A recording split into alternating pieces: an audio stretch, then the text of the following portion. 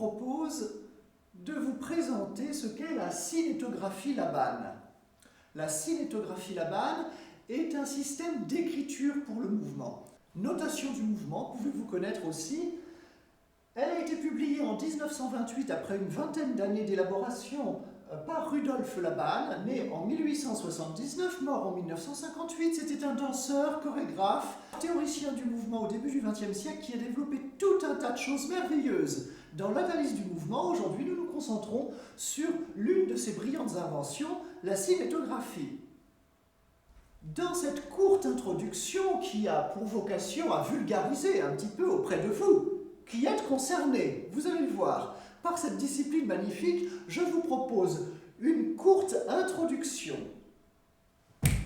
Une courte introduction. Voilà, merci. Ensuite, une introduction historique, enfin voilà, on fera quelque chose. Ensuite, je vous présenterai la portée. Qu'est-ce que c'est que la portée? On parle de portée musicale, et bien on a des portées en cinétographie aussi avec des petits symboles, vous verrez ça. Alors la portée, comment ça fonctionne, on verra ça ensuite. Eh bien les symboles, on en parlait, les petits symboles. Qu'est-ce qu'il y a comme petits symboles? On verra que la plupart des symboles, ils sont ici, hein, il y en a pas mal là. C'est les signes de direction. On appelle ça les signes de direction. On verra qu'est-ce que c'est que ces signes de direction. Oh tiens, qu'est-ce que c'est, comment ça marche? Enfin, nous verrons, ça fonctionne, comment ces signes sont placés dans la portée. Et enfin, je vous permettrai une petite conclusion. Eh oui, une petite conclusion. Merci à vous. À tout de suite. Donc, je propose de passer à l'introduction historique. Attendez, oui, l'introduction historique, si vous pouvez y aller, mon petit. Voilà, une introduction historique. Nous allons parler d'un ancien système d'écriture pour le mouvement, le système feuillet. J'ai besoin d'un accessoire. Je vais le chercher.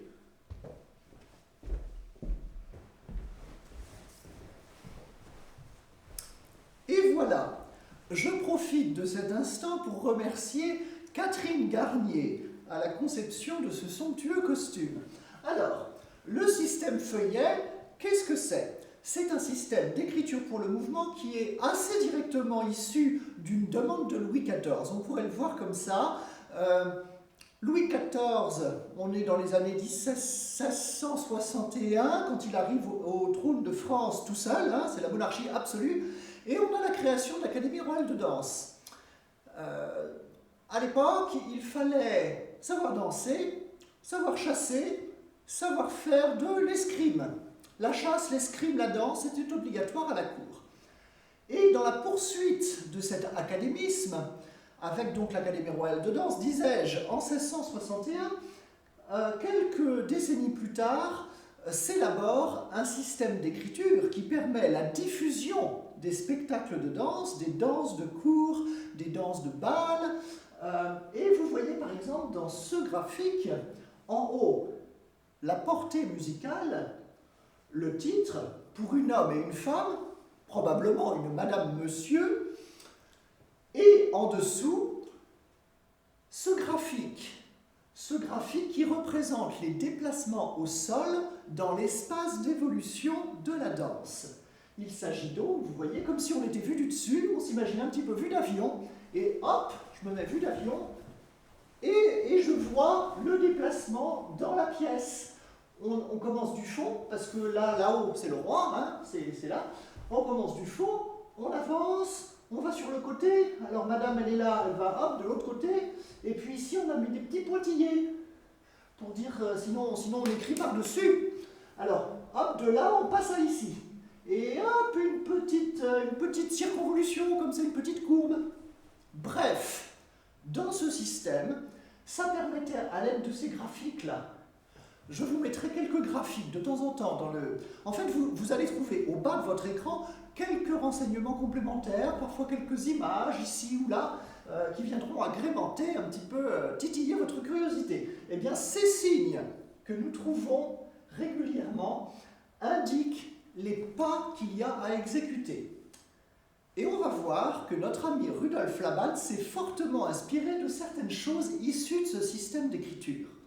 La latéralité qui veut que le long d'un trait, on mette à droite de ce trait ce qui va concerner la jambe droite et à gauche de ce trait ce qui va concerner la jambe gauche. Il y aura un lien avec la cinétographie. Passons à la diapositive suivante et nous allons revenir donc à la portée. Faisons un saut dans le XXe siècle. Et je dirais, pour faire un saut dans le XXe siècle, hop, un saut dans le XXe siècle, disais-je. Nous passons à des questions beaucoup plus modernes, beaucoup plus contemporaines. Rudolf Laban, comme beaucoup de contemporains, au début du XXe siècle, se pose des questions assez universalistes. Ce qui l'intéresse avec les outils pour la danse, ce n'est pas de se focaliser un petit peu comme si on se regardait le nombril, dirions-nous aujourd'hui, hein, mais bien plutôt de dépasser le monde de la danse pour l'intégrer dans l'harmonie générale de la vie. Il y a donc un intérêt pour Laban, disais-je, à développer des outils pour expérimenter et observer le mouvement. La cinétographie en est une. Si je souhaite, disait-il, concevoir un système de notation pour pouvoir sauvegarder les pas de danse, de quoi ai-je besoin? C'est pour ça qu'il a été observé les autres systèmes précédents. Parce que les autres systèmes précédents, comme le système Feuillet dont je vous parlais à l'instant, ce sont parfois des systèmes intelligents, mais qui ont tous eu une limite, ils n'ont pas perduré. Si Laban s'y attelle, il dit « j'aimerais bien que ça reste », pondre quelque chose de pérenne. Pour que ce soit pérenne, il faut que ce soit potentiel, universaliste, et non pas qu'un système de notation de la danse, mais de n'importe quel mouvement humain. La notation Feuillet, c'était bien mignon, mais il n'y avait que les pas. Il n'y avait pas les bras, il n'y avait pas la tête. Donc ça a duré pendant quelques années, mais quand on a voulu noter d'autres choses que la danse baroque, on ne pouvait pas. On ne pouvait pas. Laban se dit « j'aimerais bien pouvoir ». Donc il se pose plusieurs questions. Il élabore des fondamentaux, dirions-nous aujourd'hui. Hein. Il étudie les systèmes précédents et il arrive à une espèce de synthèse. Il dit « de quoi ai-je besoin pour analyser et décrire un mouvement du corps ?» Ça se synthétise en 4 questions. La première de ces questions: quelle direction est atteinte? Où est-ce que ça va dans l'espace? La deuxième question: quand cela se produit-il? À midi ou à midi 2? Le matin ou le soir? Ensuite, il se dit: combien de temps dure ce mouvement? Le lever du soleil, ça va jusqu'où? Je monte le bras pour dire « moi, madame, s'il vous plaît, youhou !» Combien de temps mon bras a mis pour monter, voyez-vous? Quatrième et dernière question: quelle partie du corps est en action? J'ai un petit peu répondu, regardez là, hop, c'était mon bras gauche. Par exemple, si je suis là, je fais « hop, bonjour », eh bien c'est ma tête qui bouge. Si vous dites « quelle partie du corps est en action ?» Quand est-ce que ça arrive dans le temps? Combien de temps ça dure? Et dans quelle direction ça se passe? Vous pouvez décrire n'importe quel mouvement du corps humain. Vous allez voir que la portée que crée Rudolf Laban pour inscrire ces 4 questions noir sur blanc sur du papier est particulièrement révolutionnaire et assez simple. Voyons la portée. Une portée, me diriez-vous, vide, un petit peu comme une portée musicale. Vous voyez, mais la portée musicale, vous avez 5 lignes comme ça en musique classique, hein, et ici vous avez 3 lignes verticales. Je vous entends. Verticale, on ne lit pas pareil. Enfin voilà, vous vous dites, ah tiens, comment est-ce que ça se regarde? Je connais, il y a même des gens qui prennent une feuille et qui font comme ça pour la mettre comme une portée musicale. Ben non, ça se regarde comme ça. C'est des colonnes. Et dans ces colonnes, on va mettre des choses. Pourquoi est-ce vertical, me diriez-vous? Je vous donne un indice. Alors, au cas où je ne vous entends pas, c'est pas la peine de crier. Si vous avez répondu répondu parce que nous sommes verticales quand on est debout. Vous avez raison. Si vous n'avez rien dit, c'est que vous attendiez la béquille intellectuelle que je m'apprête à vous donner, c'est parce que l'homme est un bipède. Debout, nous sommes verticaux, debout, la plupart du temps quand même, plus que couchés. Ou quand on est couché, c'est qu'on est mort ou fatigué ou qu'on s'en rend pas compte. Donc, on est debout, ce sera plus facile, dit-il, pour latéraliser comme le système feuillet dont je vous parlais précédemment, qui indiquait à droite et à gauche du trait, vous vous souvenez? Des informations pour la jambe droite et la jambe gauche. Et bien là, pareil, sauf que ce sera plus riche comme information. Voyons cette richesse, voyez la portée. Eh bien, dans cette portée, allez-y mon petit, merci, kikik, il y a, vous voyez, des colonnes que j'ai mis en pointillés qui ne sont pas dessinées réellement, mais là, on les matérialise pour vous. Ces colonnes vont permettre d'identifier une des 4 questions dites précédemment. Dans ces colonnes, elles vont être attribuées à une partie du corps en particulier. Et du coup, ça va nous permettre de savoir, en fonction de où on écrit dans la portée, de quelle partie du corps il s'agit. Comment est-ce qu'on devine ça? Je vais vous le montrer, vous allez voir. Hop! Là, j'ai mis en bleu la colonne principale, enfin la ligne principale, la ligne médiane. Et là, oh, regardez, il y a une ligne bleue également. J'ai besoin de me mettre comme vous. Vous êtes face à l'écran, je me mets face à l'écran. Et je m'aligne, aiguillez-moi. Vous me dites stop. Un peu plus à droite. Un peu plus à droite. Ici. C'est parfait. C'est parfait. La ligne traverse mon axe médian. Tout ce qui est ici, c'est ma moitié droite. Comme vous pouvez faire pareil. Imaginez, faites pareil. Tout ce qui est ici, c'est ma moitié gauche. Voyez là, tout ce qui va être de ce côté, ça va concerner votre moitié droite, merci. Tout ce qui va être de ce côté, dans ces 1, 2, 3, 4 colonnes, ça va concerner la moitié gauche. Est-ce que vous comprenez? Vous suivez toujours? Vous voyez, c'est pas très compliqué. Ça demande un petit effort. Mais quand même, je pense que ce n'est pas très compliqué à ce stade. Je vais vous montrer de manière très simple comment mémoriser de quelle partie du corps il s'agit. Passons à la diapositive suivante. Au centre, vous voyez, à droite et à gauche de la ligne médiane, nous avons l'information qui, pour la balle, est l'information primordiale. C'est l'information gravitaire. Là où on est. C'est important là où on est. Et donc, il part de ce constat. Nous sommes des êtres soumis à la gravité. L'information la plus importante, c'est savoir où on se trouve.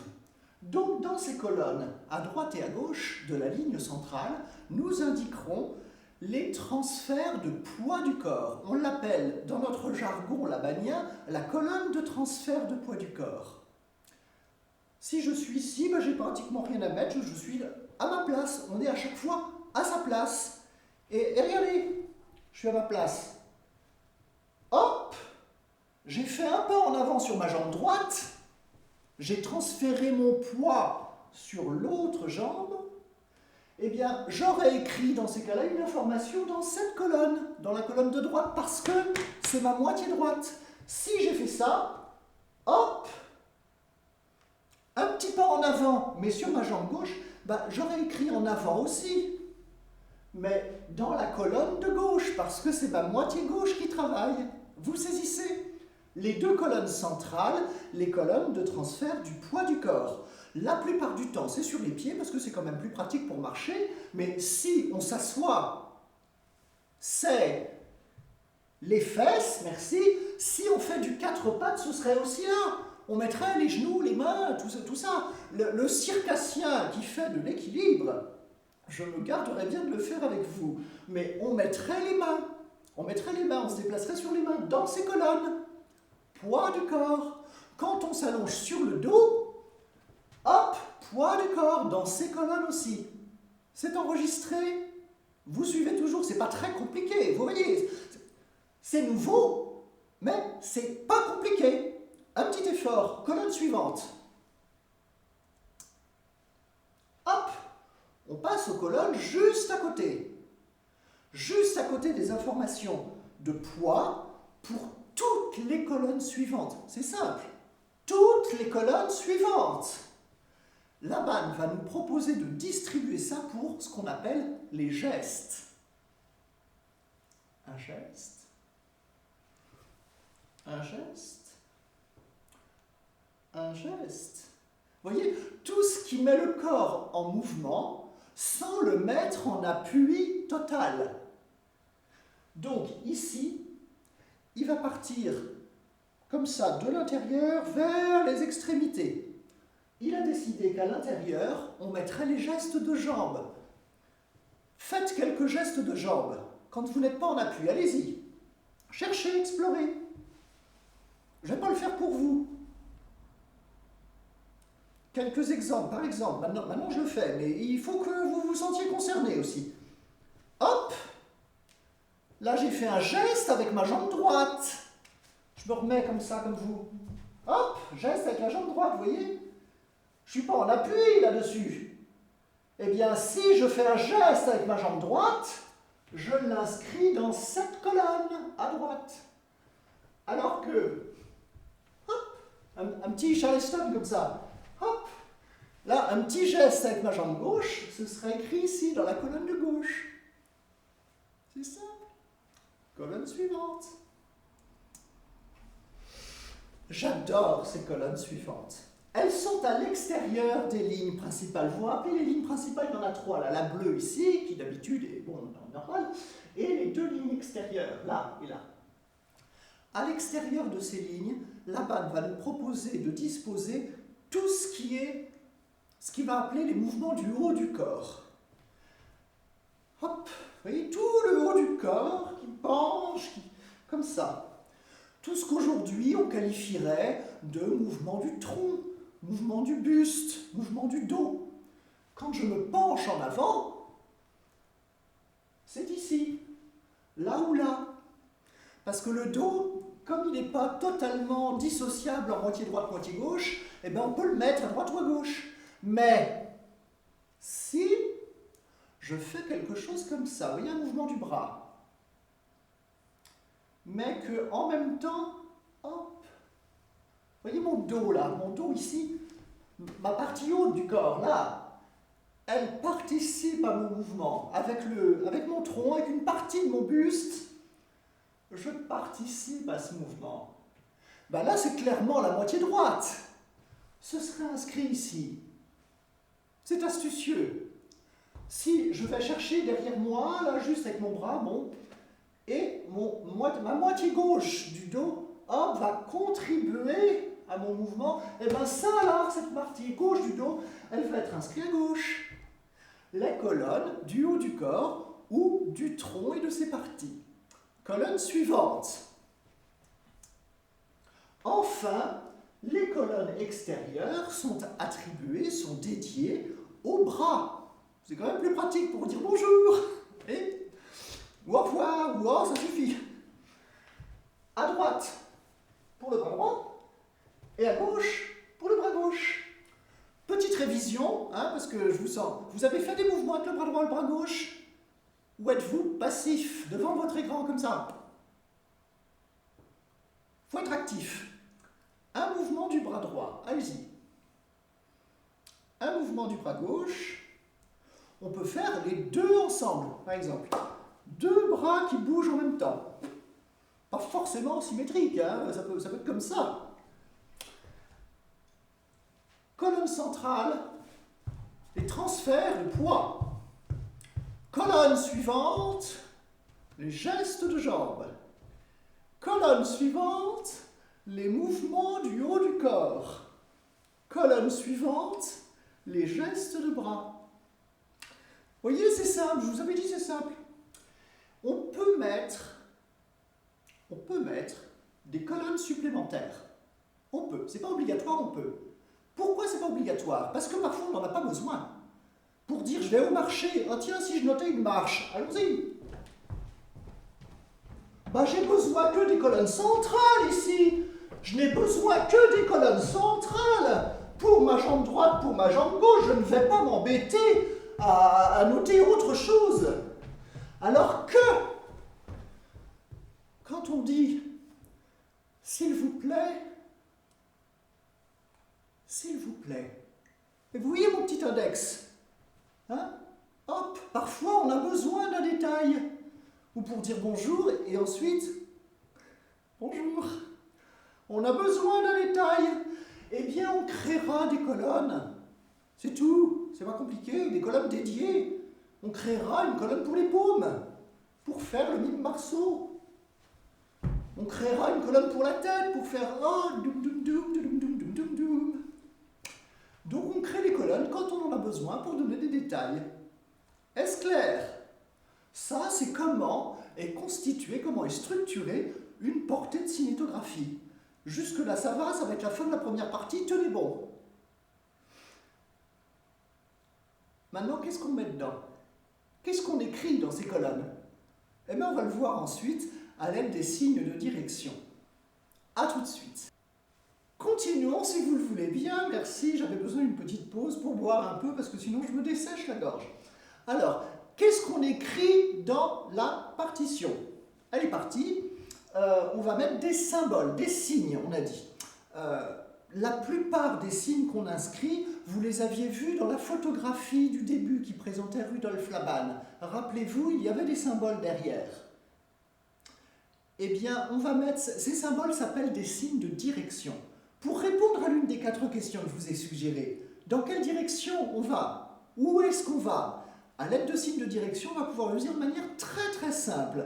Le premier de ces signes est un signe graphique très simple à réaliser, les enfants peuvent le faire, c'est le rectangle. Le rectangle va désigner ce que Laban nomme la place. Où est-ce la place? Eh bien pour mon appui, c'est là où je me trouve. En place avec les appuis, c'est là. C'est là pour moi. Mais ce serait là pour vous également. Si vous êtes assis sur votre chaise de bureau, eh bien c'est votre place. Ce serait le en place. La gymnaste qui est au coin, vous voyez le petit coin, hop, avant les traversées en diagonale, là, hop, elle y va. Eh bien, à ce moment-là, pouf, elle est en place. Puis, elle fait des transferts de poids dans d'autres directions. Ça, c'est pour les supports, pour les appuis. Pour les gestes, eh bien, en place, c'est là où est mon articulation. En place pour mon bras, c'est mon épaule. En place pour ma jambe, c'est ma hanche. En place pour ma tête, c'est la région du cou. Ce qui va me permettre de savoir, par rapport à la place, dans quelle direction je me déplace. Placement, déplacement. Voyons comment Laban s'organise, quelle trouvaille formidable il invente pour styliser ce rectangle. Et avec quelques astuces fort simples, vous allez voir, il y a très peu de signes à apprendre. On va voir dans quelle direction dans l'espace ça se déploie. Voyons le deuxième signe. Je l'ai mis au-dessus, on peut s'imaginer comme ça, comme si on était au-dessus de sa feuille. Hein. Vous voyez, c'est comme s'il y avait une petite cheminée comme ça qui va vers le haut. Eh bien, ça va désigner l'avant. Parce que quand on a sa feuille dans les mains, imaginez, vous avez ça, vous avez une feuille dans les mains. Si vous voulez, mettez pause à la vidéo, allez dessiner celui-là sur une petite feuille et prenez-la. Mettez sur pause et puis vous revenez. C'est fait. Donc, si vous avez mis sur pause, c'est fait. Vous avez votre feuille dans les mains avec ce symbole-là. Regardez-le. Il pointe vers l'avant, comme un doigt tendu, comme ça. Oh, comme ça. Ici. Ça va donc désigner la direction en avant. Et c'est là que réside le génie graphique de Rudolf Laban. Parce que, quand on a en avant, c'est très simple de trouver en arrière, n'est-il pas? Allons-y. C'est le même signe. Votre petite feuille, vous avez dessiné ce signe-là. Retournez votre feuille. Hop, on la prend, on la retourne. C'est le même signe, vers l'arrière. Peu importe si la cheminée elle est à droite ou à gauche, on s'en fiche. Ça pointe vers l'avant ou ça pointe vers l'arrière. Le même signe. Vous n'avez pas besoin d'apprendre autre chose, vous le savez déjà. Ensuite, deux autres signes très importants. On peut avoir ce signe, vous voyez, comme une flèche. Un peu, je sors de mon carquois et hop! Vous voyez, là, il pointe où? Eh oui, vers la droite. Pareil, vous pouvez faire pause et puis le dessiner sur une feuille de papier. Regardez votre signe, il pointe bien physiquement vers votre droite. C'est simple, ce signe signifie à droite. Ça tombe bien. Ensuite, nous avons le signe opposé qui désigne le côté gauche. Vous avez compris, je n'ai pas besoin d'épiloguer. Les signes principaux sont donc en avant, en arrière, à droite et à gauche. Vous voyez, comme la direction cardinale. Le nord, le sud, l'est, l'ouest, c'est aussi simple que ça. Très simple, très simple. Nous avons besoin de signes un peu différents pour nous orienter de manière un peu plus précise dans l'espace. Et vous allez voir que pour trouver les intermédiaires, là-bas, nous trouvons encore des astuces tout à fait simples. Regardons le signe suivant. Ce signe vers l'avant et la droite. Voyez, faites pause, dessinez-le sur une feuille de papier, revenez. Regardez-le, il pointe bien vers votre avant et vers votre droite. C'est en fait la réunion, en quelque sorte, de ces deux informations, à droite et en avant. Petit exercice. Mettez votre bras droit en avant. Si vous n'avez pas de bras droit, mettez le gauche. Tout le monde a mis son bras droit en avant? Mettez votre bras droit sur le côté. C'est bon? Maintenant, trouvez l'intermédiaire entre le côté et l'avant. Hop, ici. Ça c'est midi, ça c'est 3 heures, et ça c'est entre les deux. Et bien c'est ce signe, pile entre les deux, vers l'avant et la droite. On parle donc de la direction avant-droite. C'est bien fichu. La direction symétrique est le signe suivant. Avant-gauche, à mi-chemin entre l'avant et la gauche. Ici vers vous, j'ouvre mes bras en avant-droite et en avant-gauche. Signes suivants qui sont les mêmes en symétrie vers l'arrière et vers la droite, vers l'arrière et vers la gauche. Vous voyez, c'est pas très compliqué. À partir d'une astuce, si vous avez compris comment fonctionne ce système, 4 questions à se poser. Les colonnes dans les portées, comment c'est fichu? Et les signes de direction, comment c'est fichu? Vous avez déjà beaucoup d'informations pour comprendre comment est-ce qu'on analyse et comment est-ce qu'on retranscrit un mouvement. Là, avec tous ces signes, vous pouvez passer à la diapositive suivante. Je pense qu'ils vont tous apparaître colorés. Voilà. Oh, ils reprennent un peu de lumière. L'ensemble de ces signes, vous voyez, permet tout un éventail de directions autour de nous. Je pense qu'on peut voir, si ma mémoire est bonne, j'ai préparé un petit film qui vous montre un peu comment est-ce que, à l'époque où j'ai appris la notation, on nous transmettait ces signes de direction. Voyons. Je crois que c'est maintenant. Vous pouvez taper sur la barre d'espace, je crois. Voilà.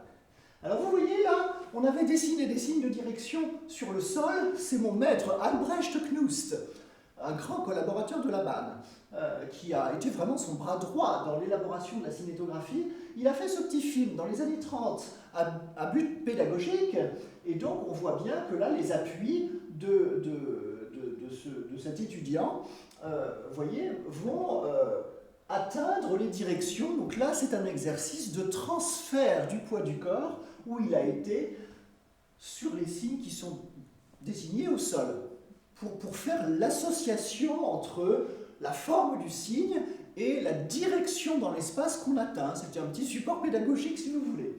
On peut passer à la diapositive suivante, merci. nous faut une information supplémentaire pour rayonner dans toutes les directions, dans toutes les dimensions de l'espace. Et là, je vous ai dessiné, on va dire, des motifs. Le motif tout noir, le motif avec le point au milieu, et le motif hachuré. Le motif avec l'ombrure noire, si on noircit le signe, ça va nous indiquer les directions vers le bas. Noir, la terre, bas, c'est simple.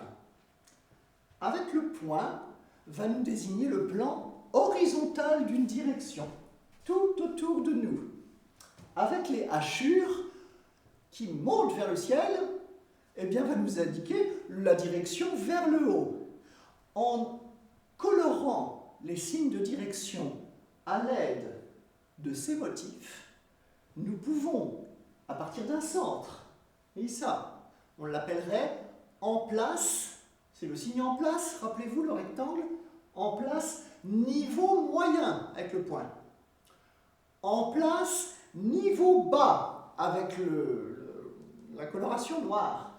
En place niveau haut avec les hachures.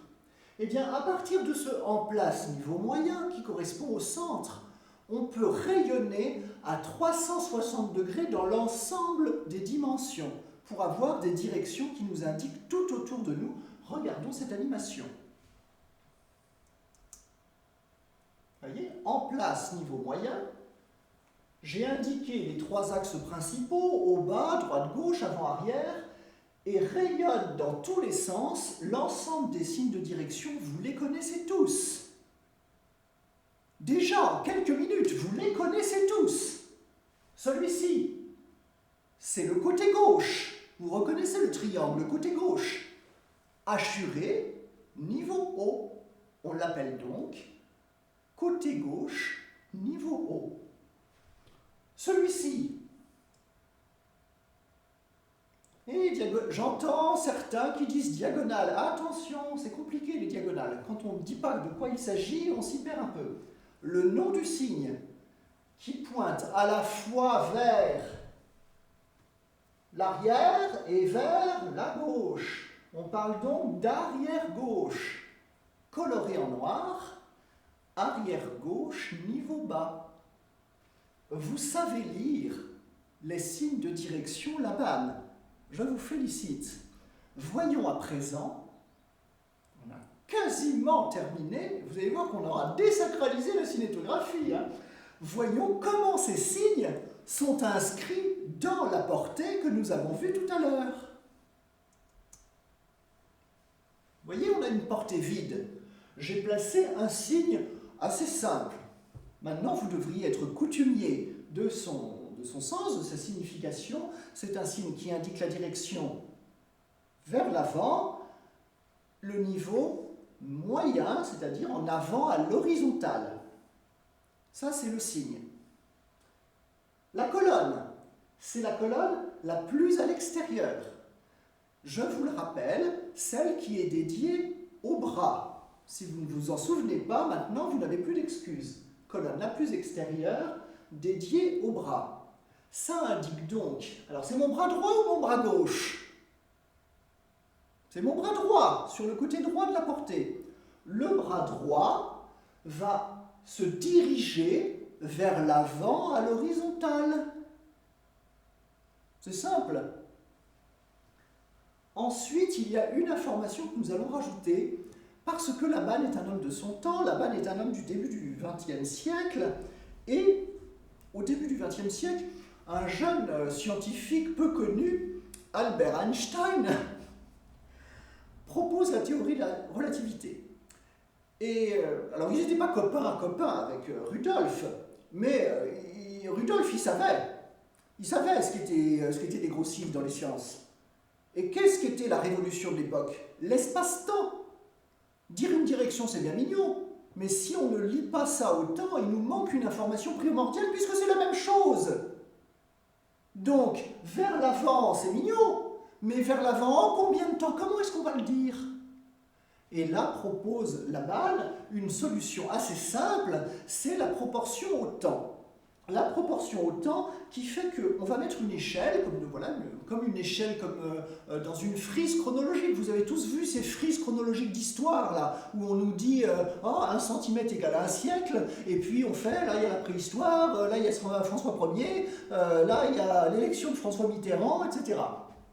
Eh bien, on met une échelle pour dire, 1 centimètre égale, je sais pas, une seconde, par exemple, ou de manière plus académique, peut-être une croche ou une noix, si j'utilise le langage musical. Bref, on met une échelle, et ensuite, les signes qu'on va dessiner, écoutez bien, c'est important, on se reconcentre. Les signes qu'on va dessiner en référence à l'échelle de temps que nous avons indiquée, vont être proportionnels au temps qui passe. Démonstration, le signe qui était marqué ici, qui indiquait que je lève mon bras en avant à l'horizontale, si j'avais mis une échelle, on saurait dans combien de temps je mets pour mettre le bras en avant. Si mon signe, regardez, hop, si le signe est plus long, vous voyez, il s'est allongé, il est à peu près 2 fois plus long que le précédent, eh bien ça voudrait dire que je mets 2 fois plus de temps pour mettre mon bras en avant. Astucieux. Astucieux. Grâce à cette relation entre la longueur du signe et le temps qui passe, que nous devons, si ma mémoire est bonne, à une compagne de Rudolf Laban, Dusia Bereschka. Eh bien, grâce à cette association, nous pouvons savoir combien de temps va durer le mouvement. Ensuite, il nous manque une donnée. Rappelons-nous, dans les 4 questions, il y avait « quand est-ce que ça se produit ?» Je vous ai dit à midi ou midi 2. Eh bien, quand est-ce que ça se produit? C'est dans quelle heure, puisqu'on lit, vous l'avez déduit, on lit de bas en haut. Donc les choses qui sont en bas se produisent d'abord.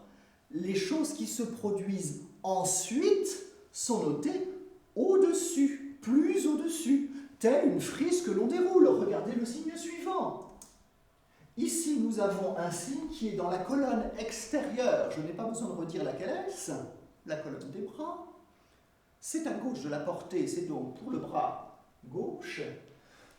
Vous reconnaissez, c'est simple, j'ai fait un exemple simple. C'est le même signe que de l'autre côté. Ils indiquent tous les deux vers l'avant, parce que j'ai dit que la petite cheminée, on s'en fichait de quel côté c'était. En avant avec le bras droit, dans un certain temps, puis, parce que c'est au-dessus, en avant avec le bras gauche, 2 fois plus vite. Maintenant, j'ai besoin de donner mon échelle, parce que là, je ne l'ai pas mise par souci de simplicité. On peut dire que ça va faire 2 temps. 1, 2, et que celui-là va faire donc 1 temps. Je vais compter donc 1, 2, 3. On va mettre 2 temps pour monter le bras droit, puis 1 temps pour monter le bras gauche. Je compte 3, 4 comme en musique. 3, 4. 1, 2, 3. Encore. Je me mets dans votre sens. 3, 4. 1, 2, 3. Si vous voulez le refaire, mettez marche arrière et revenez. Je ne vais pas m'épuiser. 1, 2, 3. Vous avez donc, avec cette disposition et cet exemple de lecture, vous êtes désormais capable de lire la cinétographie, tout ce dont vous avez besoin pour comprendre de quoi il s'agit. Parce qu'un signe dans une portée va renvoyer par sa hauteur à la question « quand est-ce que ça se produit ?» Dans sa largeur, dans les colonnes, quelle partie du corps est en mouvement? Par sa longueur, combien de temps ça dure?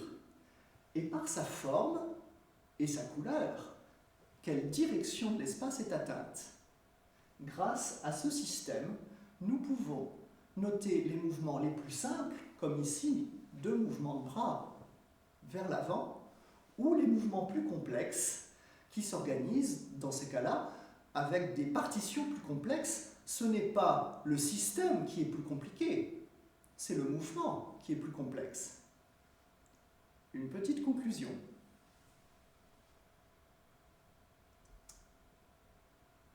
Je ne sais pas si vous remarquez, les hachures sont dans le mauvais sens. Aujourd'hui, on les dessine dans l'autre sens. Alors, je ne sais pas, parce que je crois que je n'étais pas là au moment de la photo, hein, mais on ne sait pas si c'est la photo qui est à l'envers ou si c'est les hachures qui ont été dessinées dans un seul sens plus tard. On ne sait pas. Bref, les partitions, à quoi ça sert? Je vous ai dit au départ, ça vous concerne. Et là, j'en entends certains, c'est intéressant, mais moi, ça ne me concerne pas. Si, pour plusieurs raisons. La cinétographie Laban, à quoi ça sert? Ça peut servir à beaucoup de choses différentes. Il n'y a pas une application de la cinétographie, il y en a plusieurs, c'est des applications, ce sont des applications potentielles. Par exemple, transcrire des œuvres de danse, des chorégraphies sur du papier. On a ainsi des partitions de danse qui nous permettent de savoir, à certaines époques différentes, dans des cultures différentes, les danses qui étaient pratiquées.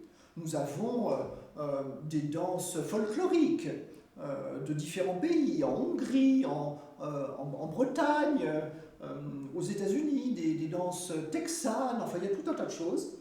Nous avons également des danses savantes, des danses, par exemple les pièces de Fred Astaire. Les pièces de Fred Astaire ont donné lieu à des partitions Laban.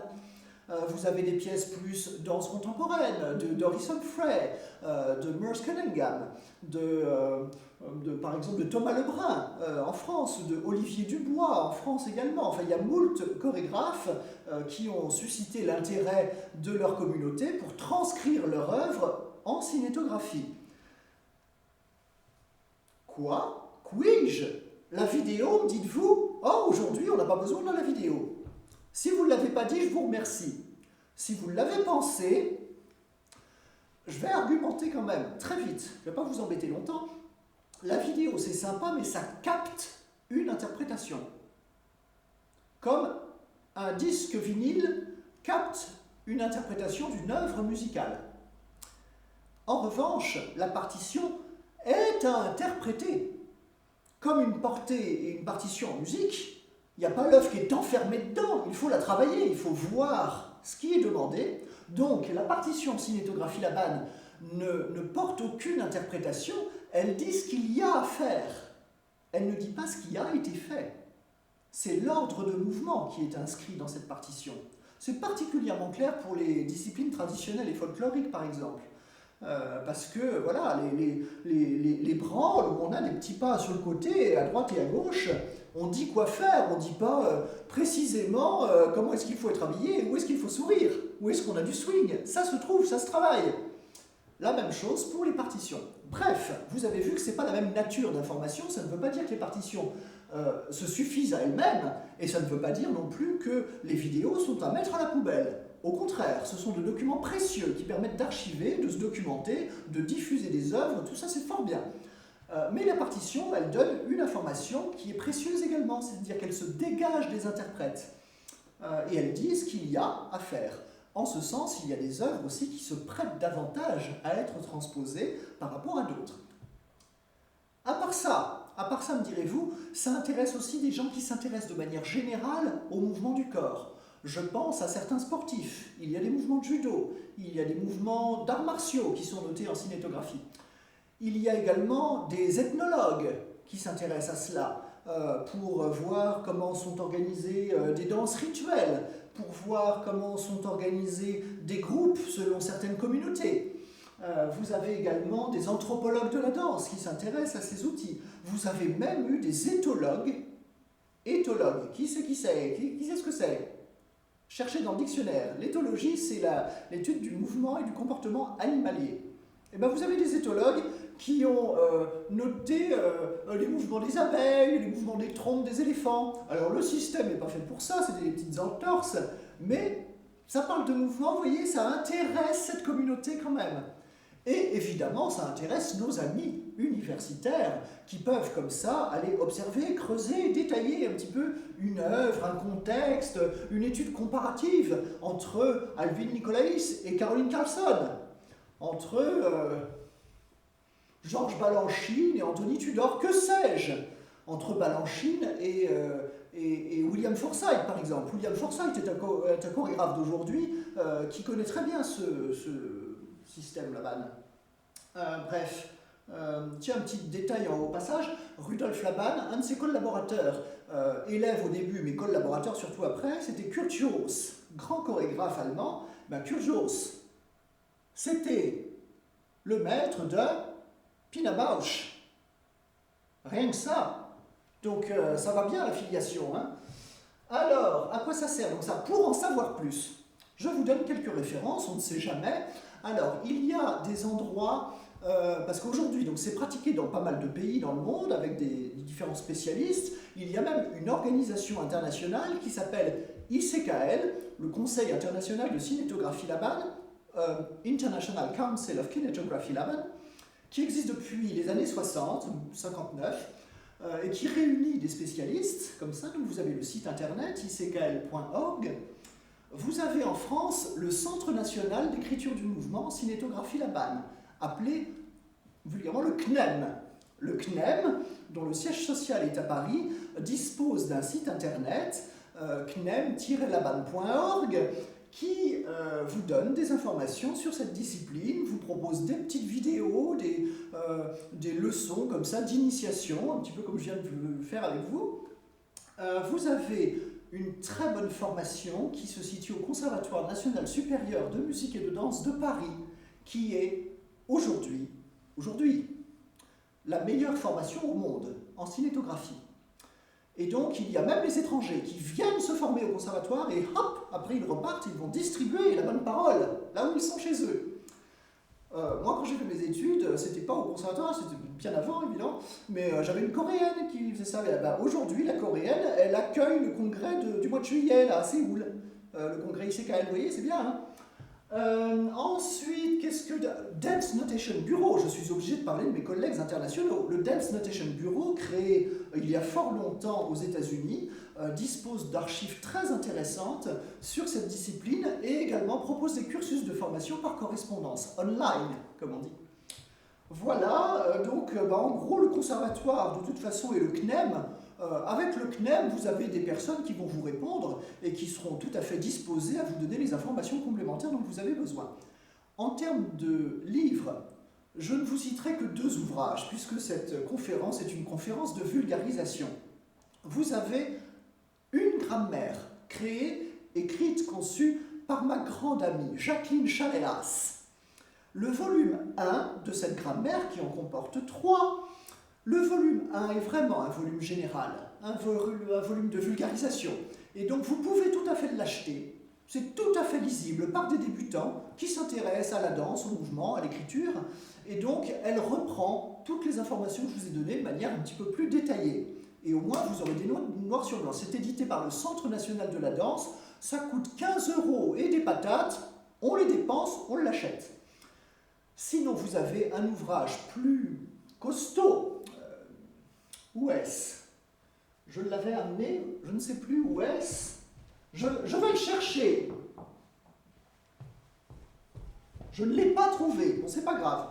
Il s'affichera quelque part par là. C'est le dictionnaire de cinétographie Laban. En français, traduit dictionnaire usuel de cinétographie Laban. C'est mon maître, Albrecht Knust, qui enseigna plus tard à Jacqueline Chaléas, et qui a conçu ce dictionnaire et qui est édité aux éditions Ressouvenance. C'est un petit peu notre Bible, si vous voulez. Voilà, je crois que j'ai fait à peu près le tour de la question pour une initiation. J'espère que cette présentation vous a plu. J'espère qu'elle vous a rendu curieux. Peut-être aura-t-elle changé votre vision des outils un peu intello, comme ça, sur la danse. Peut-être aura-t-elle orienté différemment votre regard sur un spectacle, sur des gens dans la rue. Peut-être aura-t-elle éveillé chez vous des envies de formation. Peut-être vous aura-t-elle donné envie de découvrir plus avant ce que sont ces outils, parce que ces outils sont avant tout pensés pour les gens. Êtes-vous les gens? Donc c'est pensé pour vous. Allons-y, documentons-nous, rendons-nous curieux, cultivons-nous. À bientôt, merci.